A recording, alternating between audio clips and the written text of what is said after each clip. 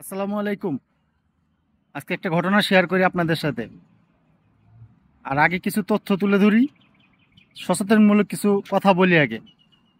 আমরা ইদানিং মালয়েশিয়াতে দেখতে পারতেছি অনেক বাংলাদেশি তারা সোশ্যাল মিডিয়াতে বিজ্ঞাপন দিয়ে বেড়ায়, দেশ থেকে ট্যুরিস্ট ভিসায় বউ বাচ্চা এনে দিবে, কোম্পানির অনুমতি ছাড়াই তারা বউ বাচ্চা এনে দিবে। মালয়েশিয়াতে বউ বাচ্চা নিয়ে আসতে চাইলে যোগাযোগ করুন।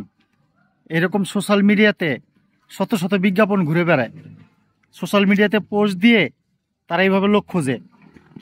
তো আমি আজকে একটা ঘটনা শেয়ার করি আপনাদের সাথে। কিছুদিন আগে আমার পরিচিত একজন লোক, সে মালয়েশিয়াতে বউ নিয়ে আসছিল, বউ বাচ্চা নিয়ে আসছিল। এরকম দালালদের খপ্পরে পড়ে সে আকৃষ্ট হয়ে মালয়েশিয়াতে বউ বাচ্চা নিয়ে আসছে। নিয়ে আসার পরে দেখা গেল কি, ওনার যে বউ বাচ্চা মালয়েশিয়াতে নিয়ে আসছে, এখন উনি বেতন পায় 2000 রিঙ্গিত, বউ বাচ্চা নিয়ে চলতে কষ্ট হয়ে যায়। এখন দেশে পাঠাবে, বউ বাচ্চা দেশে যাবে না, মানে তার স্ত্রী সন্তান দেশে যাবে না। আর যেই লোক স্ত্রী সন্তান নিয়ে আসছে সেই লোক দেশে পাঠাবে। এই নিয়ে স্বামী স্ত্রীর মধ্যে প্রতিদিনই দ্বন্দ্ব লাগে, চিল্লাচিল্লি হয়, মারামারি হয়। এরা আবার মালয়েশিয়ার একটা মালাই কাম্পং এলাকার ভিতরে একটা রুম ভাড়া নিয়ে সেখানে থাকে। স্বামী স্ত্রী প্রতিদিনই মারামারি চিল্লাচিল্লি করে। মালয়েশিয়ার নাগরিক যারা আছে তাদের কাছে বিরক্ত মনে হয়েছে, তো তারা সুন্দর করে পুলিশে ফোন দিয়ে দিছে। এর ভিতরে যেই লোক বউ নিয়ে আসছে, এর বউয়ের ভিসার মেয়াদ শেষ হয়ে গেছে গা। তারপরেও বউ বাড়িতে যাইতে চায় না, বউ এখানে থেকে যাব, বউ বাড়িতে যেতে চায় না, ভিসার মেয়াদ শেষ হয়ে গেছে গা। তো উনিও অবৈধভাবেই 2 থেকে 2.5 মাস রেখে দেওয়ার পরে এই যে প্রতিদিনই যে ঝগড়া মারামারি হয়, এই মারামারি হওয়ার কারণে মালয়েশিয়ার নাগরিকরা কমপ্লেন করছে পুলিশের কাছে। গতকালকে রাত্রে আইসা মালয়েশিয়ান পুলিশ সেই দম্পতিরে ধরে নিয়ে গেছে। স্বামীর হয়তোবা ভিসা পাসপোর্ট আছে, কিন্তু স্ত্রীর ভিসা পাসপোর্ট কিছুই নেই। স্ত্রী আছে, সন্তান আছে একজন, ভিসা পাসপোর্ট কিছুই নেই। স্ত্রীকে নিয়ে আসছিল ট্যুরিস্ট ভিসায়, আসার পরে 1 মাস পরে ভিসার মেয়াদ শেষ হয়ে গেছে। সে আর ভিসাও মেয়াদও বাড়ায়নি, বাড়িতে পাঠাবই বলে। এখন সে হয়ে গেছে অবৈধ। গতকালকে রাত্রে এসে মালয়েশিয়ার লোকাল লোকের কমপ্লেন পায় পুলিশ এসে বাড়িতে এই বাসার থেকে তাদের ধরে নিয়ে গেছে।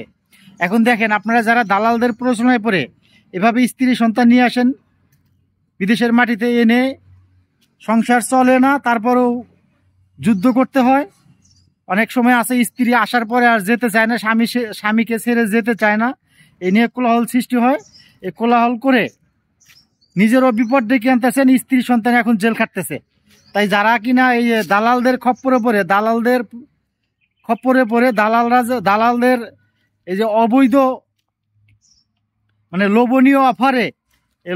লোভনীয় অফারে আকৃষ্ট হয়ে যারা বউ বাচ্চা মালয়েশিয়াতে নিয়ে আসেন, তাদের উদ্দেশ্য বলতেছি, আগে 10 বার করে ভাববেন যে আপনি আপনার স্ত্রী সন্তানকে নিয়ে আসলে এখানে রাখতে পারবেন কিনা, আপনার ওই ক্যাপাসিটি আছে কিনা, নাকি আপনি ওই রকম অর্থ ইনকাম করেন নাকি, এগুলো আগে ভাববেন। আর 10 বার করে ভাববেন যে আমার স্ত্রী যে আমি মালয়েশিয়াতে নিয়ে আসবো, আসার পরে আমার স্ত্রী সন্তান পরে দেশে যাইতে চাইবে নাকি, এগুলা নিয়ে ভেবে চিনতে তারপরে স্ত্রী সন্তান বিদেশের মাটিতে নিয়ে আসবেন।